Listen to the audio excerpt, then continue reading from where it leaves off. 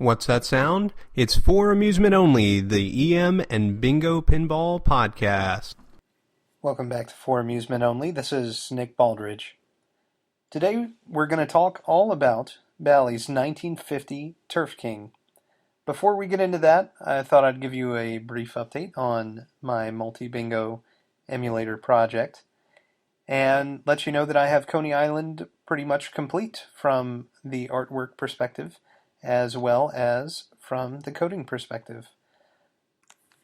I got in contact with Dade, and he was nice enough to allow me to use his previously scanned and touched up Coney Island backglass image in my project. So I used that as a base and then played around with illumination, and I had mentioned in the last episode using a specialized lamp class to determine which lamps were lit, and I ended up throwing that idea away because things got way too difficult for me artistically too quickly.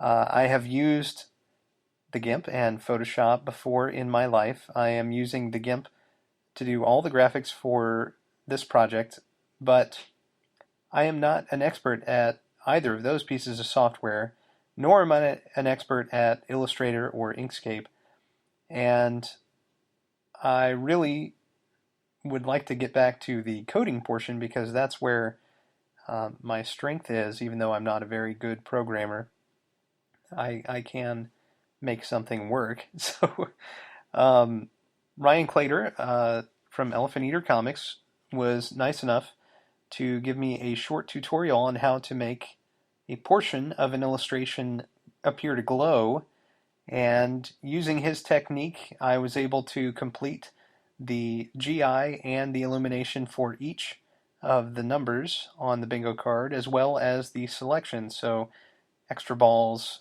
or the first, second, or third card. Those will all illuminate now, and each of those are on a separate layer and have been exported separately. And now the problem that I'm running into has to do with bugs in Pygame. When I render multiple sprites with actual alpha channels, it will not render them transparently or fully transparent. And so my meter, which I have rendered in a completely different way, appears over top of all of my transparent images, and that looks really weird, number one, and also doesn't quite work. Now, the unfortunate thing is that I can see that my illustration, or my image, my sprites, are looking great. It's just that the meter is rendering over top of the other things. And so once I figure that out, then I should be able to post a couple screenshots, and I will be happy to do that. And then I just need to make these functions a little more general. I want to be able to use the same graphics routines for pretty much every game, and so there will be separate subroutines for Coney Island and so forth. Okay, so programming update over. I am working on graphics and combining them with the code that I've already written. So let's get into Turf King. Turf King is done. Ava has finished the refurb. It is completely refurbed and working very well indeed. And so I wanted to talk about the gameplay and a little bit about what we've done. And then I have my special guest Ava back on again to discuss everything that she's learned and her gameplay style, which is a little different from mine. And from there, we'll talk about some bingos that are for sale up in Maryland. So, Turf King is a one-ball horse race game. You've heard me talk about it before in several episodes. I did the pickup and talked about some of the fixes that Ava and I have done. But the general idea is that you have advancing odds, and this was a big deal for the time, guaranteed advancing odds. In this game, your odds will never go down, but in some of the earlier one-ball games, they would. And this innovation was brought to you by Don Hooker, the man who was the designer for the vast majority of the bingos. And so it should come as no surprise that this plays similarly to the bingos from a player's perspective. You put in your first coin, the game will reset down to the minimum odds, and the ball will return to you. At that point, you have to lift the ball to the playfield manually by pushing the ball plunger, the spoon. This is unlike the majority of the bingos, which have the automatic ball lift, and you don't have to worry about putting in a second coin. Now, if you put a second coin in before you lift the ball, then the game just resets again. It has no idea that the ball is in the trough. There are no switches in there. It only knows that the ball has been lifted or not. And so if the ball is not resting on the switch in the shooter lane, then it's going to assume that the game needs to reset again. And so if you have a problem with the game continually resetting, that would be the first thing I'd check, is the shooter lane switch. But at any rate, you've reset the game, you've lifted the ball, and now you get to put in additional coins. If you put in coins without pressing any buttons, it will play for all features and for a chance at increasing your odds. But there are 4 different player-controlled buttons, 5 if you count the Play All button, but we'll get to that later. Your 4 buttons are odds, which is shaped like a star. If you press this, then you play for a chance at advancing your odds.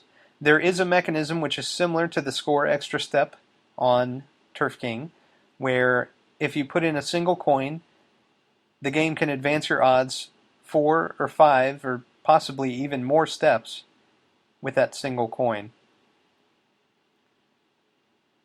There's also a selections button, and that is next to the star button.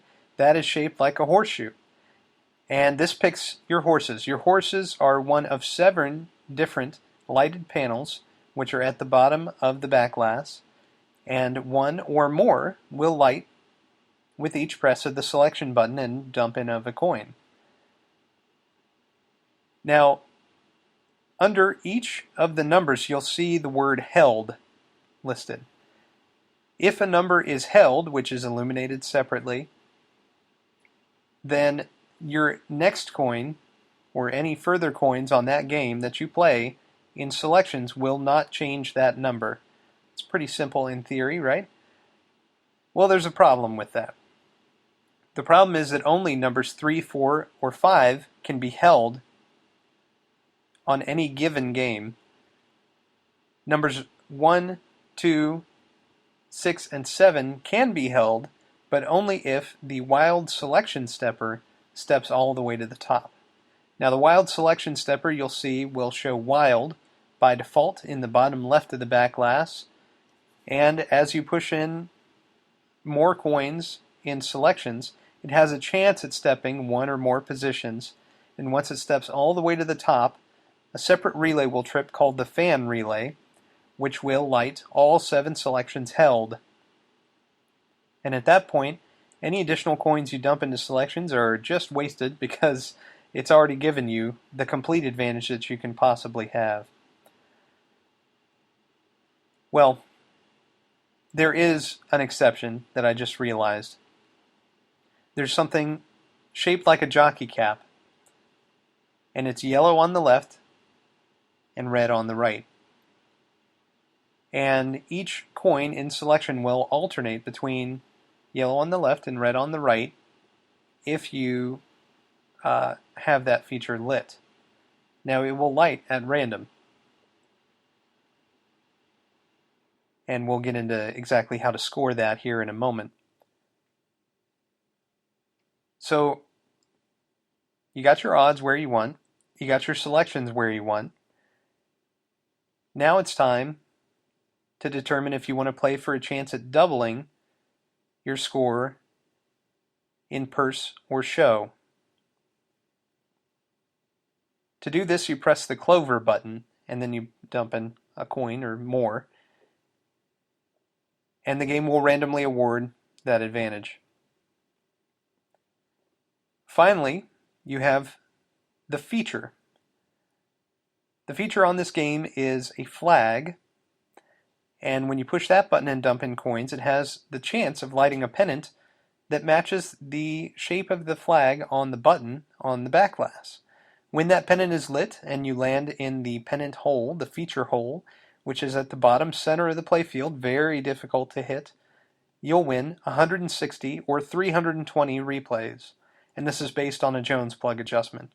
Ours is set to 160 replays. And since you'll likely see a unicorn before you actually hit that, it doesn't really matter. Now, I have hit it before. It is just very, very rare that you're actually going to do it, especially when it's lit. So, aside from all this, when you press odds, there is a chance that you'll light purse or show scores win odds. And either or both can be lit at the same time. Purse scores win odds is, of course, the best. The playfield goes in order of purse, show, place, or win. And the trap holes go 7 to 1 left to right in purse, 1 to 7 left to right in show, 7 to 1 left to right in place, and 1 to 7 left to right in win. Now, each of those places on the playfield have their own corresponding odds value. And so just like in the bingos where you have multiple sets of odds to keep track of, you have the same thing here. Each section of the playfield will score differently. Purse scores the least value, win scores the most value. Purse is the least dangerous and the most likely place that you're going to stop your short horse race career. And therefore, it makes sense to get your odds up to a high enough threshold that you won't be saddened if you win in purse. If the purse scores win odds lights, then it's time to stop and start playing. Stop putting in coins. If you have your odds up to about the 4th or 5th step, it's time to stop and shoot. But a key component of all this is your selection. If you only have a single number selected, say the number 7, it's incredibly unlikely that you're going to make that number. And so I'll dump in more money into selections trying to light 2 to 4 different selections at the same time. My favorite is when it lights 1, 3, 5, and 7. But generally, anything with the number 4 is the best. Number 4 is in the center of the playfield in each section, and the placement of the pins which surround number 4 makes it very difficult for you to nudge into or out of that number. If you have number 4 lit, then you let fly, you see what happens. These games are difficult to nudge, but what I've found is that nudging from the lock bar, or indeed the way that I nudge the bingos up on the side rails, is actually fairly convenient. It's possible to do it. I had surmised that nudging these machines would be very, very difficult. And it is, to a degree. Nudging a bingo is much, much easier. But nudging the Turf King is a pretty interesting experience. The tilt bob is in the head, in the upper right, and therefore you can nudge it fairly heavily before the machine tilts. I have the tilt adjusted relatively loose, not super tight, and that's because you do have to nudge the game. You have to be able to move the ball into or out of holes. The playfield design does fight against you. You do have to work for it because there are pins which shape the ball's travel. If you land in one of the V's which funnel you into number 2 or number 5, especially as you get into place, then you wind up in trouble very quickly. And down at the bottom of the playfield, there are conical springs which are shaped in such a way that if you hit them, as the ball travels down into the win area, it's going to bounce you either left or right, and therefore you have to have quick reflexes and nudge as the ball hits that spring, or else the ball is going to go flying into a hole that you don't want it to go into. I have yet to make the ball walk up several springs. It typically loses a ton of force with the first impact of the spring, and therefore you have to be very good at aiming before it gets to one of those conical springs, because essentially the ball's lost enough force that you won't be able to recover. Now, I talked about the jockey caps and lighting those, so what happens if you actually hit the lit one? Well, similar to the bingos where it would light one star rollover and you had to hit the lit one, and it would alternate with coin, the jockey cap works the same way. If you hit the lit jockey cap, then it will step the wild selection all the way up to the top right then, which will light all 7 selections for your next game automatically. That's a super powerful advantage, but one thing I didn't tell you is that when all 7 selections are lit, when that fan relay has tripped, the game becomes much more difficult as far as stepping up advantages. So you can pump in 5 or 10 times the dollar amount that you would have ordinarily, by dollar amount I mean nickel amount, of course, that you would have ordinarily to get a single step in the odds without that fan relay tripped. So the game knows that it's giving you a freebie. It's giving you a free win. And therefore it doesn't really want to give you all that much money in return. So all that is pretty fascinating to me, just the fact that all this interplay happens all at the same time. But let's talk about the mechanicals, because I think that's another fascinating thing in the Turf King.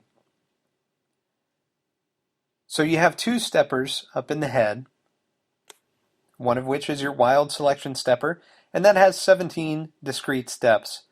Each one lights an individual lamp underneath your selections, where it'll step from wild, purse, show, place, or win. And then the second stepper is for A, B, C, and D. Now, I didn't mention this at all, but there are 4 passive bumpers on the playfield.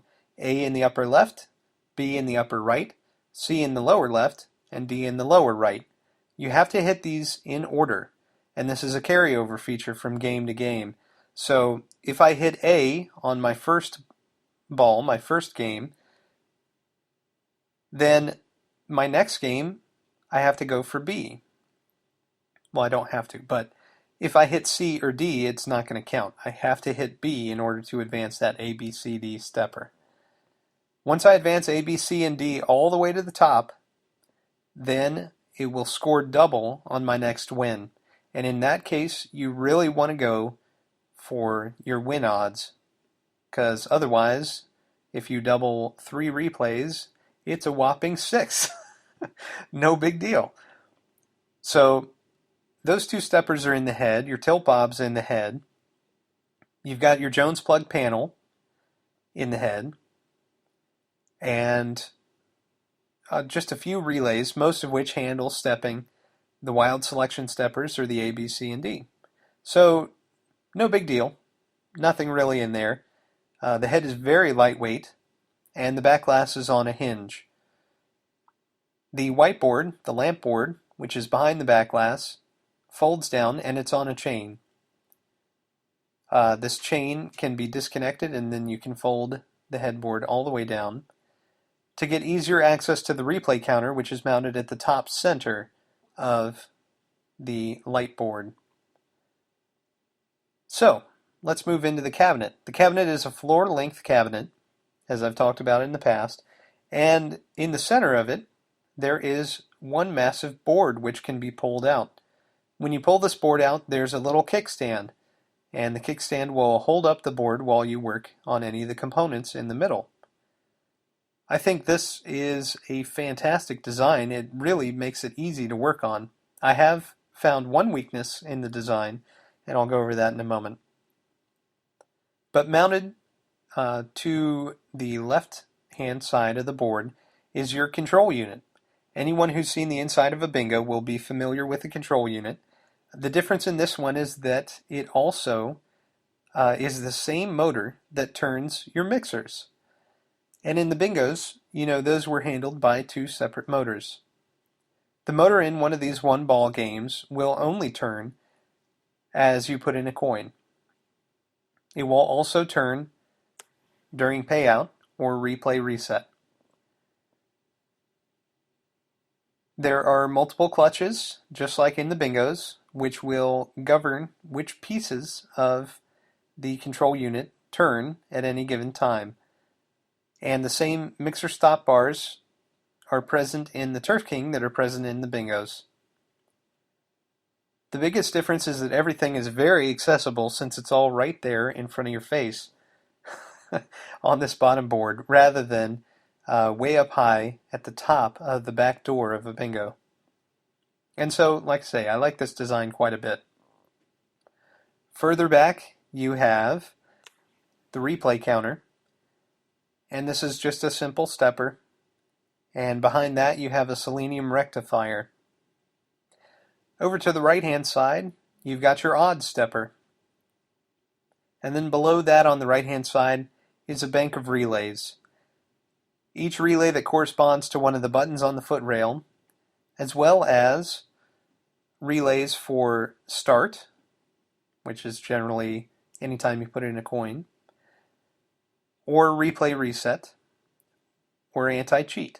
All those are present, and they all serve essentially the same function that they do on a bingo. And so moving from a bingo to one of these one-ball games is actually very, very easy. There's a separate manual and schematic, just like for the bingos. And generally, everything is labeled very well. As far as trip relays, those are also mounted beside the control unit. And they're mounted on this big bar, which is pulled via solenoid on initial reset. Now, the game is smart enough not to trip that at any time during gameplay because of that lane switch, the shooter lane switch. So again, it's very important that that be set appropriately and that it be clean. In fact, if you plunge the ball as you're putting in a coin, the game will reset. It has no concept of where the ball is in the game. It doesn't really care. It doesn't have to. It only knows if the ball is on that switch or not. So, that's the basics of the electrical systems, and here's the one weakness that I've found. In my game, part of the major wire bundle that goes between this large board back to the back box through the Jones plugs was undone. This is typically held together with either electrical tape, and it was done so from the factory, or waxed thread. Now, the waxed thread had either broken or been removed or cut, or perhaps it was cut by the board itself, moving in and out. But in any case, what had happened is that several of the wires had broken. They had been cut, and that's because of the board moving back and forth. And so one of the things that Ava had to do was to repair it. And I had to teach her how to solder in order to do this. So Ava learned several things during the course of this restoration or refurbishment. She learned how to clean and adjust stepper units. She learned how to lubricate stepper units, basically care and maintenance, feeding of steppers. She learned how to clean switches. She learned how to adjust switches. She learned how to troubleshoot with the schematic to find a faulty switch in any given circuit. She learned how to replate side rails using a simple plating kit. She learned how to sand. She learned how to stain. She learned how to polish metal. And she learned how to play the game. She also learned how to clean and polish the playfield, and though she swears that I've never had her do this before, I know that I've had her clean at least one playfield in the past. So, at any rate, she learned a tremendous amount, and now I'm confident that she could work on a bingo no problem.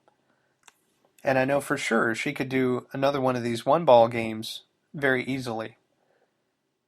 My younger daughter is looking to get into the game now. She wants to do a restoration. And there is another one-ball game that's in a thrift store near me, and they're asking an exorbitant amount of money, but it's been sitting there for months and months and months. And I've been told it's one of the best one-ball games out there. So I'm seriously considering it, but I'll have to get rid of another one of my games, and I'm pretty hesitant to do that now, especially as summer's setting in. I need to start figuring out what I'm going to bring to the York Show this October. But all that said, let's hear from Ava, see what she has to say about this. I have here Ava. Hello. Ava's back. And she's finished her first game restoration, Turf King. Mm-hmm. What did you think about all that? I really liked doing all the work with you. Yeah? Uh-huh. Even though I did most of it, you didn't do anything. Well, that's true. What was your favorite part? My favorite part was probably the soldering, because I have never been able to do that before. Yep. And do you have any tips for any new solderers out there? Be careful. That is the most important one. Now I had you using a soldering gun. Yeah. And that's the big, heavy... Yeah. Yeah, it makes that noise. And was that fun, or would you prefer the pencil type iron that I have? Which do you like better, do you think? I think I like the soldering gun better, I think. I do too. That's an excellent choice. And do you know why I prefer it? Why? Because it heats up very fast, and it cools down very fast. And you can set it down without worrying about burning your floor, setting things on fire, you know, all that good stuff. And it's less likely that you're going to accidentally grab one of the hot parts. Uh-huh. Or, you know, graze it with part of your hand. Yeah. Yeah. My dad even got burned. I have been burned before. No, like a couple days ago. I didn't get burned a couple days ago. Like when I got on your finger or something. Oh, I did. That's right. Okay. So the final soldering that had to be done on Turf King was underneath the bottom board. Uh-huh. And I just burned the wires. Ava gave it a shot. I had her try from above the top of the bottom board. That sounds weird, but I had you try that way, and you burned back some of the insulation on the wires. And these are cloth wrapped wires, and so which is good. It was good. Which is good that it's cloth wrapped, or else I would burn the wires. Yep. You would burn the plastic insulation, which smells a lot worse than the cloth wrap, believe it or not. Yeah. So cloth wrap smelled. So what I ended up doing was climbing underneath of the bottom board, and then doing it that way. And because there was a chance that the solder could drip on you, I didn't want you to do that. I ended up dripping a blob of solder onto my arm, and that felt great, but it's all good. Now for which the is real exactly stuff. Precisely why I didn't want you to do it. Well, I didn't do it. You're the one who did it to yourself. Yeah, it's true. It's true. So that's all good. I didn't do one bit of it. All right. Well, for the people who are listening, can you go over all the stuff that you did? Well, we did cleaning on the playfield. We also did we also replaced one label because it was getting it wasn't sticking very well anymore. It ripped. Yeah, it ripped. And then we also stained the glass. I mean, not the glass. The wood of the lock bar. Uh-huh. And we also did all the mechanical stuff. Mm-hmm. And we did some of the backboard stuff. Mm-hmm. And cleaned and Jones plugs. Cleaned Jones plugs. and we checked light bulbs. Mm-hmm. Well, that's the one who did it. My dad just cleaned them. I just watch. Ah. And I taught you how to clean the slip ring wipers. Uh-huh. When you're like flossing them. Yeah. And I taught you how to read schematics. Uh-huh. And Colors are the best. yeah, Ava loves to find wire colors. I know why, it's just fun. Yeah, everybody needs a hobby, right? So I guess that one's mine. Right. And your other hobby, now that people are coming over, is showing off the game, right? Uh-huh. You like to show your friends and Uh-huh. relatives Uh-huh. and just about Uh-huh. anybody.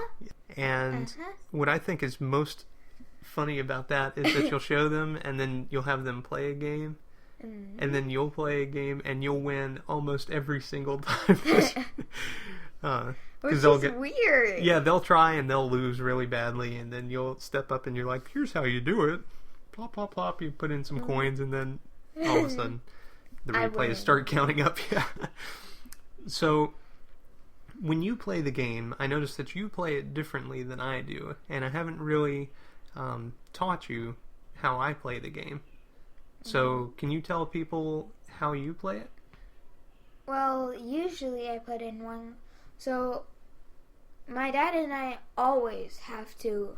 The first step is to load the coin in, and then you always have to push. There are two levers: the ball lifter and the shooting rod. Right. And so first you push the ball lifter.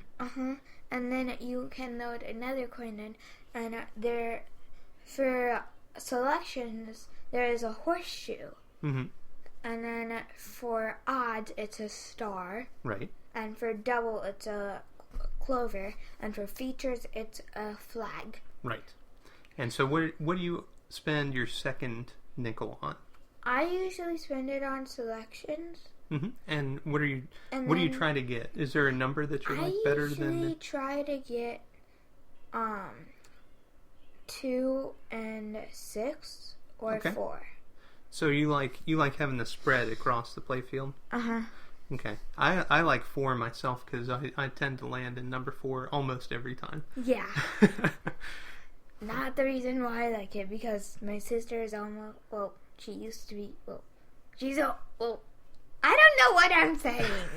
At one point you were 4 as well, is that? I know, I was 4 years ago. You know, at one point I was 4 too. I know, like you were 4 like 32 years ago. Pretty close. Your math has failed you, but it's alright. So okay, never mind. With your second coin, you play for selections. You try to get 2, 6, or 4. Mm-hmm.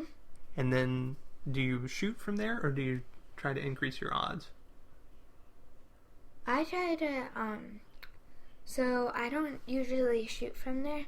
I ramp up my odds to whatever I can get. And then once I got it where I want it, then I usually shoot the ball. Now, where do you typically stop? We're looking at the odds right now. Yeah, I usually stop like at 64. At 64? Okay. Yeah. So I think the difference between your play style and mine is that you'll put more coins in, trying to beef up your odds. Mm-hmm. But the thing is that you can usually make your numbers, and I can't.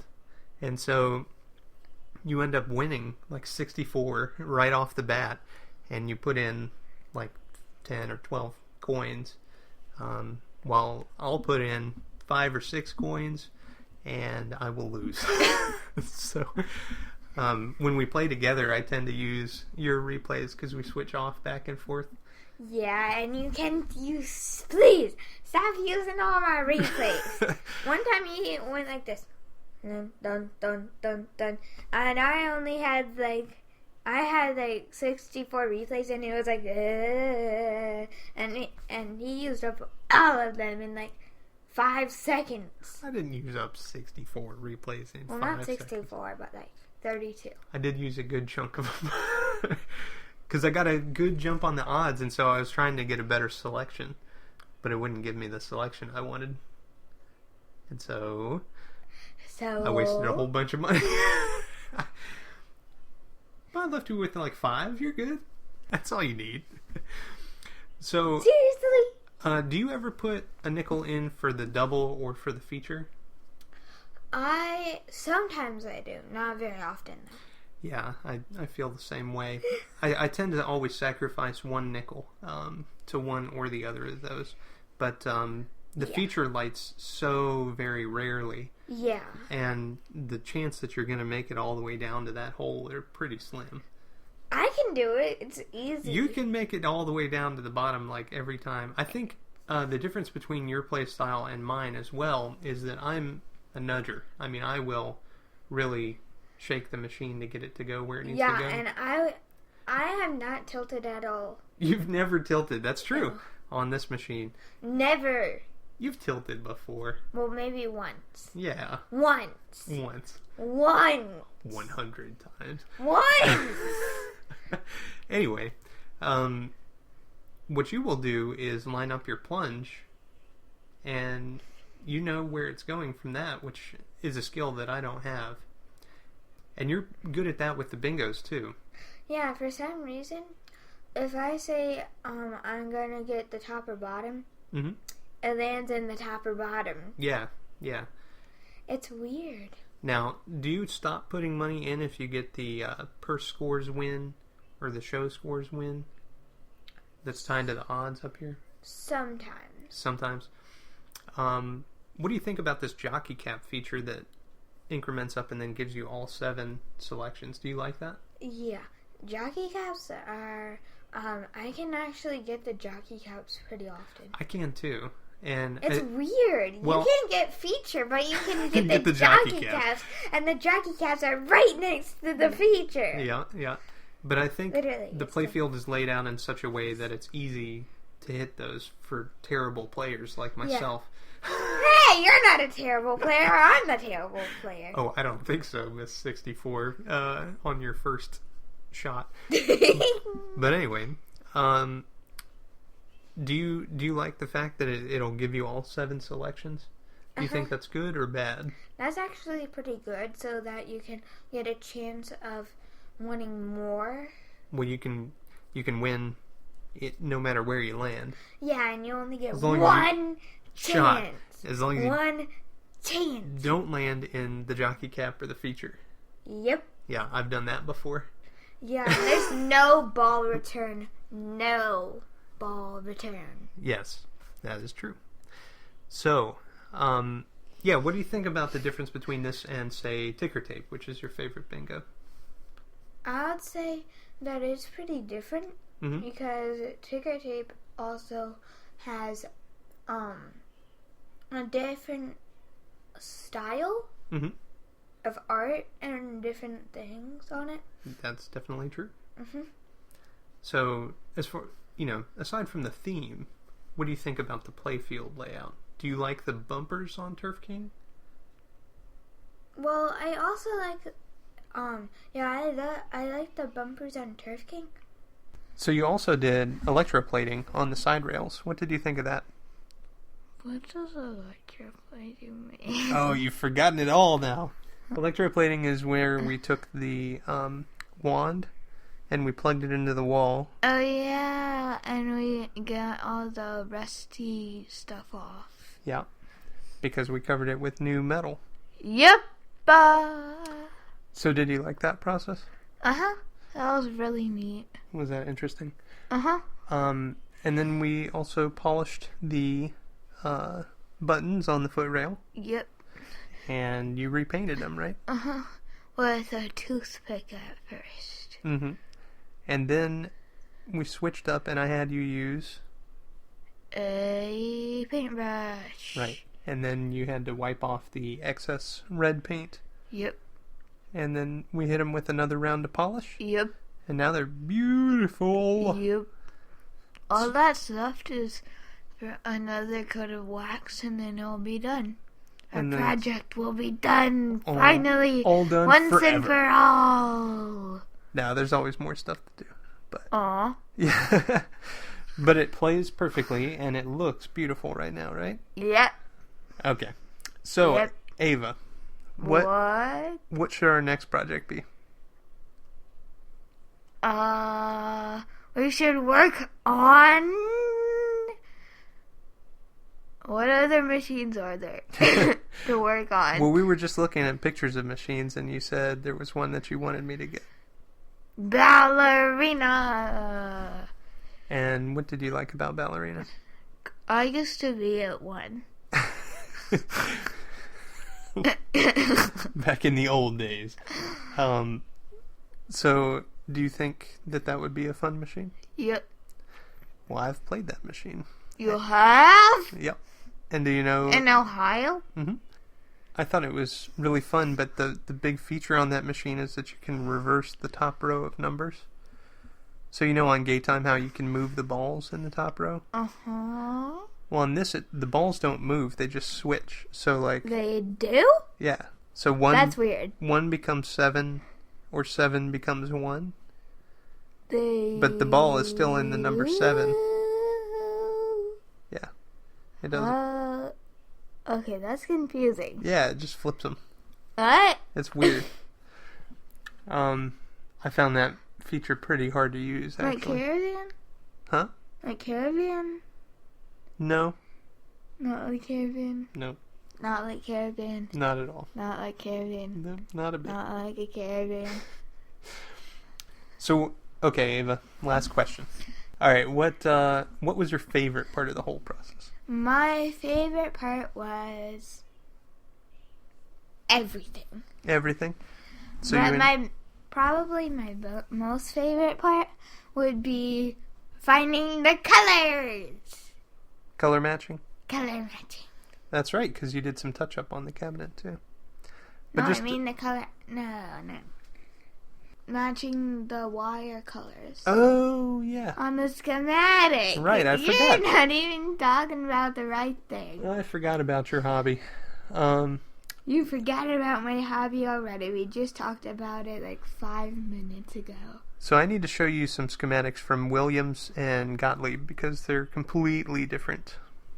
They don't use the neat chart for the wire colors. At all? No. That's weird. They just print the wire color directly on the schematic. What Bally did saved a lot of space. It did? Mm-hmm. Seriously? Mm-hmm. Really? Mm-hmm. Are you serious? No kidding? No, I'm joking. What? All right. Say goodbye, Ava. Bye-bye. So, before I sign off here, I wanted to talk about a bingo deal that's happening in Baltimore, Maryland. There's a guy on Facebook who is attempting to sell several different titles, both 20 and 25 hole bingos. They look like they've sat for quite a period of time. Most of them have quite a thick layer of dust on the playfield glass. But he's got some very good titles like Golden Gate. He's got the beautiful Zodiac, which has great back glass. Golden Gate's back glass appears to be flaking quite a bit. And I'm not sure about the playfield condition or mice or any of that good news. But it looks like it's a good deal, and he's selling them for $100 a piece. So anyone who's in the Baltimore area, get in touch with me, and I will send you their information, and we'll see what we can do. Some other machines he's got, I saw a roller derby, I saw a Dixieland, and I don't know any other titles that he's got, but he's apparently got quite a few, and again, both 20 and 25 hole. So if you're in the market for a bingo and you're near Baltimore, $100, it's hard to go wrong, especially with some of those titles. Well, that's all for tonight. Thank you very much for joining me. My name again is Nick Baldridge. You can reach me at foramusementonlypodcast@gmail.com, or you can call me on the Bingos line. That's 724-BINGOS1, 724-246-4671. You can listen to us on iTunes, Stitcher, Pocket Casts, via RSS, on Facebook, on Twitter at Bingo Podcast. You can follow me on Instagram, also at Bingo Podcast. Or you can listen to us on our website, which is foramusementonly.libsyn.com. Thank you very much for listening, and I'll talk to you next time.